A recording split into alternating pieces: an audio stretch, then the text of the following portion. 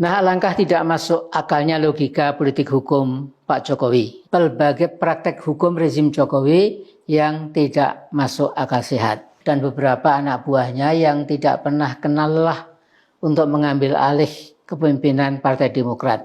Nah, semoga pesan saya sampai ke Pak Jokowi, hentikan manuver ugal-ugalan Anda. Kali ini saya membuat imbauan pada Presiden kita, Pak Joko Widodo, sehingga temanya memang Pak Jokowi, hentikan manuver politik Anda. Jadi saya mengikuti dalam beberapa hari terakhir ini manuver berbahaya yang dilakukan oleh Jokowi lewat tangan-tangan kekuasaannya. Manuver yang tanpa ragu-ragu, juga tanpa rasa malu. Pertama, Mahkamah Konstitusi (MK) yang diketuai adik iparnya Anwar Usman memutuskan menambah 1 tahun lagi buat Firly Bahuri CS sebagai pimpinan KPK. Jadi Anwar Usman yang sering mengatakan tidak pernah takut kepada siapapun kecuali pada Allah Subhanahu wa taala, ternyata juga takut pada kakak iparnya Kakanda Joko. Nah, berikutnya tentu seizin Jokowi, Mahfud MD membentuk tim percepatan reformasi hukum. Tim ini terdiri dari pakar-pakar hukum kenamaan. Mereka bekerja sampai akhir Desember tahun 2023 ini. Itu rencananya. Tapi anehnya hasil tim tersebut nantinya berupa naskah akademis dan rancangan tahapan reformasi hukum itu diperuntukkan buat pemerintah yang akan datang. Jadi tim percepatan reformasi hukum ini sesungguhnya menurut saya ini menghina presiden terpilih nanti, karena presiden pilihan rakyat pada 2024 nanti diminta melanjutkan sebuah Indonesia yang menginjak-injak dan mengacak-acak dunia hukum. Jadi dengan kata lain, supaya lawless Indonesia tanpa hukum di zaman Jokowi terus dilangsungkan oleh presiden pilihan rakyat nanti. Nah, alangkah tidak masuk akalnya logika politik hukum Pak Jokowi. Ya. Sebuah kegagalan di dunia hukum di negara kita dipaksakan supaya dilaksanakan oleh pemerintah yang akan datang. Nah, saya tertarik dengan kesimpulan 2 orang wartawan Metro TV dalam diskusi mereka beberapa hari lalu, bahwa rencana Mahfud MD itu disebut sebagai politik mercusuar reformasi hukum. Karena tidak bakal dipakai oleh pemerintah yang baru nanti, maka hasilnya pasti akan dibuang ke tong sampah. Jadi hanya buang-buang waktu dan mubazir, itu pendapat Metro TV. Nah, sementara itu, saudaraku, kita perlu bangga ya, dengan Profesor Dr. Denny Indrayana yang berani mengemukakan kritik-kritiknya pada berbagai praktek hukum rezim Jokowi yang tidak masuk akal sehat. Bisa dibilang dia memberikan leading opinion dalam melakukan koreksi terhadap posisi hukum dan posisi politik Pak Jokowi. Kepakaran ilmu hukum Indrayana tidak usah diragukan lagi. Bahwa Denny Indrayana diberikan kontrak mengajar selama 3 tahun di Melbourne University Law School dan diberi izin membuka kantor pengacara di Melbourne menunjukkan kualitas kepakarannya di bidang hukum, termasuk hukum tata negara. Jadi jangan dibanding-bandingkan ya. Lantas lihat juga Pak Muldoko dan beberapa anak buahnya yang tidak pernah kenal lelah untuk mengambil alih kepemimpinan Partai Demokrat. Cukup mengagetkan dan menggelikan menurut saya. Artinya apa yang sedang diperjuangkan tanda petik oleh Pak Muldoko dan kawan-kawan supaya ada fatwa dari MA bahwa kepemimpinan AHY ilegal, yang legal adalah kepemimpinannya, pasti semua itu sepengetahuan dan seizin Jokowi. Nah, juga jangan lupa pernyataan Jokowi beberapa waktu lalu bahwa tidak ada kebijakan menteri, yang ada hanyalah kebijakan presiden. Apalagi Pak Muldoko adalah KSP presiden.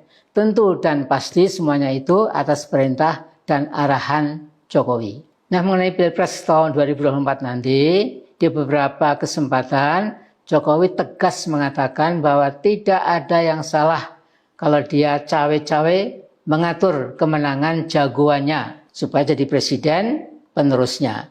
Ini sebuah logika tanpa etika. Sebenarnya istilah cawe-cawe dalam bahasa Jawa berarti mencampuri urusan orang lain yang bukan haknya. Dan sifat campur tangan dalam istilah cawe-cawe itu ringan saja. Saya lihat Jokowi bukan lagi sekedar cawe-cawe, tetapi intervensi langsung dengan mengerahkan semua resources yang ia miliki. Secara ugal-ugalan. Seluruh aparat di bawah kendalinya dikerahkan untuk mencapai target politiknya. Nah, saudaraku, target Pak Jokowi itu minimal dua. Minimal ini. Pertama, melindungi keselamatan diri dan keluarganya agar korupsi anak-anak dan menantunya serta kamerat-kamerat dekatnya tidak dibawa ke meja hijau. Jadi dia perlu presiden yang akan bisa melindungi. Ya. Itu maunya dia. Ya. Dan yang kedua, supaya kebijakan politiknya yang menjadikan Indonesia jadi subordinat Beijing tetap diteruskan. Jangan sampai Pak D. Xi Jinping, Pak D besar, menjadi murka pada Pak D kecil, Pak Jokowi, karena rencana pencaplokan Indonesia secara perlahan oleh RRC menjadi sulit atau terhambat. Jangan sampai terjadi. Ya, itu versi Xi Jinping besar. Ya. Nah, kita juga dikagetkan dengan peraturan pemerintah nomor 26 tahun ini tentang pengelolaan hasil sedimentasi di laut. Dan dalam PP ini pelaku usaha diizinkan mengekspor pasir laut milik Indonesia. Ya. Nah, padahal Bu Megawati ketika jadi presiden sudah melarang ekspor pasir laut sekitar 20 tahun lebih yang lalu. Jangan lupa saudaraku, Airport Changi yang dibangun tahun 1975 yang luasnya 25 km persegi, seluruhnya hasil reklamasi pasir laut Indonesia. Saudaraku, ini sekelumit cerita.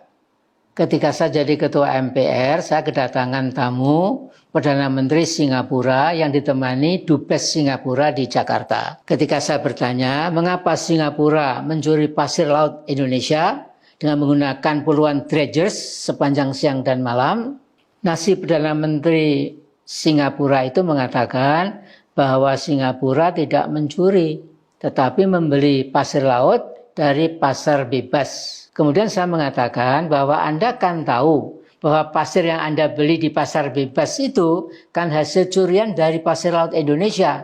Lantas ketika dia diam sejenak, saya mengatakan kurang lebih, Sir, you have actually committed serious crimes by purchasing the sea sand of Indonesia while being aware that it was stolen from Indonesian territory. Ya. Jadi Bung, Sir, Anda tahu persis pasir laut yang Anda beli itu barang curian. Jadi Anda melakukan kejahatan besar. Nah, kemudian dua tamu itu nampak kaget dan segera pulang. Nah, para wakil ketua MPR yang mendampingi saya lantas berkata kurang lebih, wah Pak Amin, Anda terlalu straight to the point, nggak pakai basa-basi diplomasi. Tetapi mereka menyalami saya dengan hangat. Beliau-beliau itu adalah Pak Ginanjar Kartasasmita, Pak Legend Hari Sabarno, almarhum sekarang, Pak Insinyur Sucipto, juga sudah almarhum, dan Kiai Haji Khalil Bisri, juga sudah almarhum. Jadi Pak Jokowi, Anda mau membuat keputusan apa lagi supaya negara kita makin lemah? Jadi Pak Jokowi, tinggal 15-16 bulan lagi, Anda jadi presiden. Tolonglah pegang teguh Pancasila dan Undang-Undang Dasar 1945. Dan jangan percaya pada sejumlah surveyor yang memuji-muji Anda. Kata Bang Edi Mulyadi, mereka itu bukan surveyors, tapi survey. Ya. Asal terus dibayar, mereka akan terus menyala dan bekerja sesuai pesanan. Nah, ada 7 orang surveyor bayaran itu menurut Pak Edi Mulyadi, yakni Yunanto Wijaya, kemudian Saiful Muzani, lantas Burhanuddin Muhtadi, Hanta Yuda, Caniago, Denny C.A., dan Muhammad Qodari. Bravo, Bang Edi Mulyadi. Ya. Nah, semoga pesan saya sampai ke Pak Jokowi, hentikan manuver ugal-ugalan Anda, manuver politik. Ya. Kalau Anda tidak menghentikan manuver politik Anda yang ugal-ugalan itu, saya khawatir Anda bisa terjungkal di tengah jalan. Jadi tugas saya cuma menyampaikan. Mudah-mudahan Anda bisa pikirkan. Matur nuwun. Assalamualaikum warahmatullahi wabarakatuh.